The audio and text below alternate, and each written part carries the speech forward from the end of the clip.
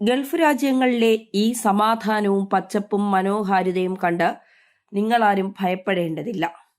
ഞങ്ങളും കൃത്യമായി തിരിച്ചടിക്കുമെന്ന് UAE president പറഞ്ഞ മണിക്കൂറുകൾ കഴിഞ്ഞില്ല. ആദ്യ മരണം ഈ യുദ്ധവുമായി ബന്ധപ്പെട്ട് നടക്കുന്ന ആക്രമണവുമായി ബന്ധപ്പെട്ട് റിപ്പോർട്ട് ചെയ്യുന്നു.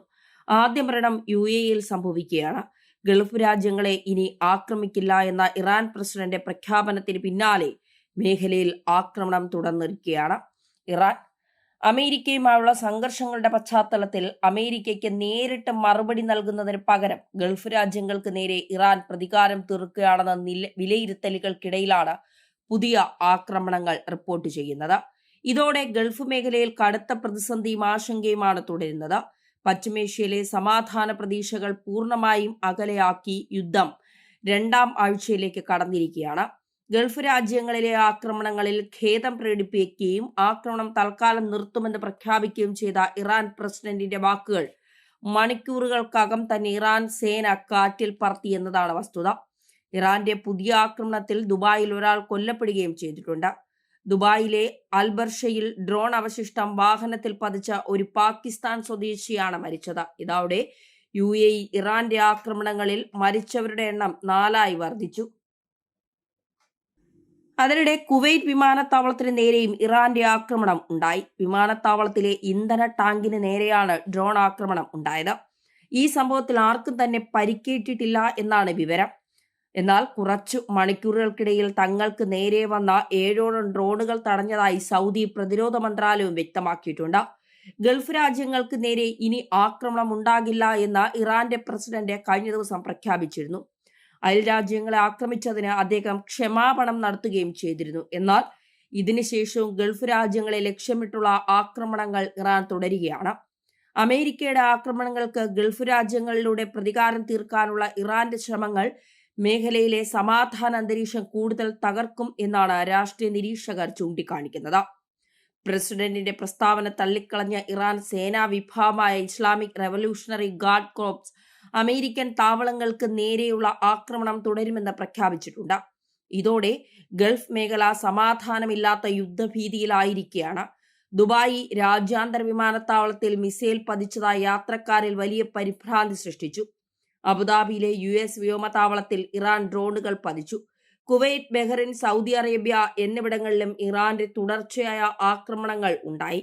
ഇറാന്റെ തലസ്ഥാനമായ ടെഹ്റാനിൽ ഇസ്രായേൽ US സഖ്യത്തിന്റെ ബോംബാക്രമണം ഇന്നലെയും തുടർന്നു. എന്നാൽ ഇസ്രായേലിന്റെ പ്രതിരോധ സംവിധാനങ്ങൾ മറികടന്ന് അവരുടെ നഗരങ്ങളിലും ഇറാൻ മിസൈലുകൾ പതിക്കുകയും സ്ഫോടനങ്ങൾ ഉണ്ടാവുകയും ചെയ്തിട്ടുണ്ട്.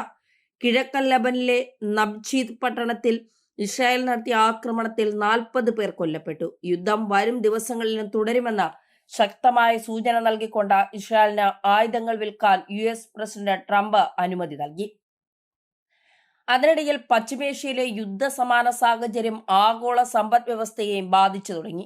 ആഗോള വിപണിയിൽ ഇന്ധനവില കുതിച്ചുയരുകയാണ്. കഴിഞ്ഞ 2 ആഴ്ച അല്ലെങ്കിൽ കഴിഞ്ഞ 2 വർഷത്തിനിടയിൽ US ക്രൂഡ് ഓയിൽ വില റെക്കോർഡ് വർധനവിലാണ് എത്തി നിൽക്കുന്നത്.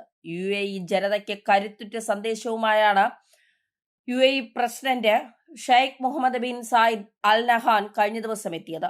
UAEയിൽ എല്ലാം സാധാരണ നിലയിലാണെന്നും മുൻപത്തതിനേക്കാൾ കരുത്തോടുകൂടി രാജ്യം ഉയരുമെന്നും ഷെയ്ഖ് മുഹമ്മദ് വ്യക്തമാക്കിയിരുന്നു. അബുദാബി TVക്ക് നൽകിയ അഭിമുഖത്തിലാണ് UAE പ്രസിഡന്റ് ആദ്യ സന്ദേശം നൽകിയത്.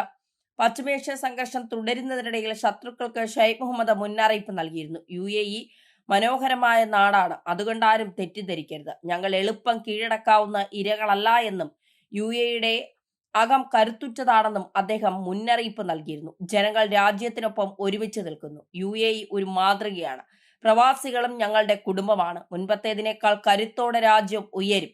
UAEയിൽ എല്ലാം സാധാരണ നിലയിൽ എത്തി നിൽക്കുന്നു. അതിഥികളും പ്രവാസികളും നല്ല നിലപാട് സ്വീകരിച്ചു. ജനങ്ങളെ സംരക്ഷിക്കുക എന്നത് ഞങ്ങളുടെ കടമയാണ് എന്നാണ് UAE പ്രസിഡന്റ് നൽകിയ അഭിമുഖത്തിൽ പറയുന്നത്. അയൽ രാജ്യങ്ങളുമായി ഒരു പ്രശ്നവുമില്ല. ഞങ്ങളെ ആക്രമിക്കാൻ അയൽ രാജ്യങ്ങളിലെ സ്ഥലങ്ങൾ ഉപയോഗിക്കാതിരുന്നാൽ തിരിച്ചാക്രമിക്കില്ല എന്നും ഇറാൻ വ്യക്തമാക്കിയിരുന്നു. എന്നാൽ ഇതിനു പിന്നാലെ ഇറാന്റെ സമ്പൂർണ്ണ നാശം പരിഗണനയിലെന്നും അതിശക്തമായ ആക്രമണം ഉണ്ടാകുമെന്നും ട്രംപ് മുന്നറിയിപ്പ് നൽകുകയും ചെയ്തു. ഇന്നേ വരെ ആക്രമിക്കാൻ ആലോചിക്കാത്ത ഇടങ്ങളിൽ ആക്രമിക്കാൻ തീരുമാനിച്ചിട്ടുണ്ടെന്നാണ് ട്രംപ് ട്രൂത്ത് സോഷ്യൽ പോസ്റ്റ് ചെയ്തത്. പശ്ചിമേഷ്യയിൽ സംഘർഷം തുടരുകയാണ്. സൗദിയിലും ബഹ്റിനിലും ആക്രമണങ്ങൾ തുടരുകയാണ്. സൗദിയിലെ പ്രിൻസ് സുൽത്താൻ എയർബേസ് നേരെ ആക്രമണമുണ്ടായി. ആളൊഴിഞ്ഞ മേഖലയിൽ മിസൈൽ വീണു.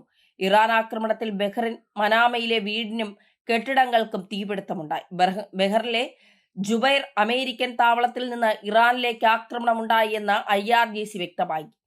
തിരിച്ചടി എന്ന ഇറാൻ മാധ്യമങ്ങൾ റിപ്പോർട്ട് ചെയ്തു. കുവൈറ്റ് പെട്രോളിയം എണ്ണ ഉൽപാദനം കുറച്ചതായി അറിയിച്ചിട്ടുണ്ട്. മുന്നൊരുക്കങ്ങളുടെ ഭാഗമായിട്ടാണ് ഇതെന്നാണ് കുവൈറ്റിന്റെ അറിയിപ്പ്. എല്ലാവരും ഒത്തൊരുമയോടുകൂടി ഈ രാജ്യത്ത് നിന്നാൽ ഒറ്റക്കെട്ടായി നമുക്ക് മുന്നോട്ട് പോകാം, നമ്മൾ ഒറ്റക്കെട്ടാണ് എന്നാണ് UAE ഭരണാധികാരി പറയുന്നത്. അതായത് ഇറാൻ തിരിച്ചടി തുടങ്ങുകയാണ്. ഇറാൻ പ്രസിഡന്റ് പറയുമ്പോഴും പ്രസിഡന്റിന്റെ വാക്കുകളെ തള്ളിക്കൊണ്ട് പ്രസിഡന്റ് ഒന്നുമല്ല എന്ന് പറഞ്ഞുകൊണ്ട്, അതായത് പ്രസിഡന്റ് പോയി പണി നോക്ക്, ആ പണി അമേരിക്കയ്ക്കോ ഇസ്രായേലിനോ വേണ്ടി ഞങ്ങളോടൊപ്പം വേണ്ട എന്ന് പറഞ്ഞുകൊണ്ട് ഇറാനിലെ പ്രസിഡന്റിനെ പോലും തള്ളിപ്പറഞ്ഞുകൊണ്ടാണ് ഇറാനിലെ സേന മുന്നോട്ട് പോകുന്നത് എന്നുള്ളതാണ് യാഥാർത്ഥ്യം. എന്താണ് ഇനി സംഭവിക്കാൻ പോകുന്നത് എന്ന് കാത്തിരുന്ന് തന്നെ കാണേണ്ടി വരും. ലോകം കണ്ട ഏറ്റവും വലിയ യുദ്ധമായിരിക്കും നടക്കാൻ പോകുന്നത് എന്ന് അമേരിക്ക പറയുമ്പോഴും അമേരിക്കയുടെ നീക്കങ്ങൾ എങ്ങനെയായിരിക്കും എന്നുള്ളതാണ് ഇനി കണ്ടറിയേണ്ടത്. എന്തായാലും വരും ദിവസങ്ങളിൽ യുദ്ധം കനക്കും എന്നുള്ള കാര്യത്തിൽ സംശയം വേണ്ട. അതായത് ഗൾഫ് മേഖലകളെ ആക്രമിക്കില്ല എന്ന് പറയുമ്പോഴും ഗൾഫ് മേഖലകളെ ലക്ഷ്യം വെച്ചുള്ള ഇറാന്റെ ഈ നീക്കം അത് വലിയ നാശനഷ്ടം അവർക്ക് തന്നെ ഉണ്ടാക്കും എന്നുള്ള കാര്യത്തിൽ സംശയം വേണ്ട. പ്രത്യേകിച്ച് UAE, Bahrain, Saudi, Qatar, Oman പോലെയുള്ള രാജ്യങ്ങളിലേക്കുള്ള ഇറാന്റെ ആക്രമണം, പ്രത്യേകിച്ച് ഒമാൻ എന്ന് പറയുന്നത് ഇറാനും അമേരിക്കയും ഇസ്രായേലും തമ്മിൽ മധ്യസ്ഥത വഹിച്ച ഒരു രാജ്യം കൂടിയാണ്. രണ്ടാം മധ്യസ്ഥത നടന്നുകൊണ്ടിരിക്കുന്ന സമയത്താണ് ഇസ്രായേൽ കയറി ഇറാനെ ആക്രമിക്കുന്നതും ഇറാന് നാശനഷ്ടം വിതയ്ക്കുന്നതും. ഇതൊക്കെ വലിയ രീതിയിൽ ചർച്ച ചെയ്യപ്പെടുമ്പോഴാണ് ഇന്നലെ ഇറാൻ പ്രസിഡന്റ് തന്നെ പറഞ്ഞത്, ഞങ്ങൾ അയൽ രാജ്യങ്ങളെ ആക്രമിക്കില്ല എന്നുള്ളത്. ആ വാക്കുകൾ തന്നെ വളരെ തെറ്റായി എന്നുള്ളതാണ് ഇപ്പോൾ പുറത്തു വരുന്ന വിവരങ്ങൾ. എന്തായാലും ഇതിൻ്റെയൊക്കെ അടിസ്ഥാനത്തിൽ ഇനി എന്താകും മുന്നോട്ടുള്ള കാര്യങ്ങൾ എന്നത് കാത്തിരുന്ന് തന്നെ കാണേണ്ടതാണ്. യുദ്ധം ഇങ്ങനെ കൊടുമ്പിരി കൊണ്ട് നിൽക്കുമ്പോൾ ആഗോള പ്രതിസന്ധി ഉണ്ടാകുന്നു, വിലക്കയറ്റം ഉണ്ടാകുന്നു, രാജ്യത്തെ പല രാജ്യങ്ങളെയും അത് വല്ലാതെ ബാധിക്കുന്നുണ്ട്. യുദ്ധത്തിനൊരു അവസാനമുണ്ടോ എന്ന് ചോദിച്ചാൽ ട്രംപ് പറയുന്നത് പിശാചിന്റെ മരണം മാത്രമേ കണ്ടുള്ളൂ. ആ പിശാച് കെട്ടിപ്പടുത്ത ഒരു സാമ്രാജ്യത്തിന്റെ പതനമുണ്ട്. ആ പതനം ഇതുവരെ കണ്ടിട്ടില്ല, അത് കാണുന്നത് വരെ പിന്നോട്ടില്ല എന്നുള്ളതാണ്. ട്രംപ് മുട്ടുമടക്കാതിരിക്കുമ്പോൾ അതുണ്ടാക്കാവുന്ന നഷ്ടങ്ങൾ വളരെ വലുതാണ്. എന്താകും ഇനി യുദ്ധത്തിന്റെ അവസാനം, അല്ലെങ്കിൽ അത് ഏതൊക്കെ രാജ്യങ്ങളെ പ്രതികൂലമായി ബാധിക്കും എന്നൊക്കെയുള്ളത് കണ്ടു തന്നെ അറിയണം.